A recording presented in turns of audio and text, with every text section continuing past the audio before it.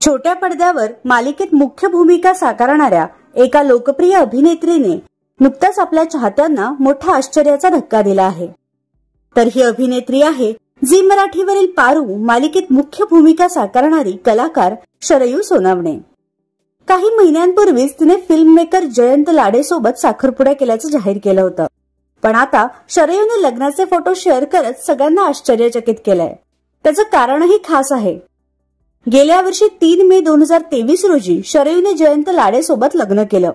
आज तिच्या लग्नाचा पहिला वाढदिवस आहे आणि या दिवसाचे औचित्य साधून शरयूने जयंत सोबत लग्न केलं असल्याचं जाहीर केलंय।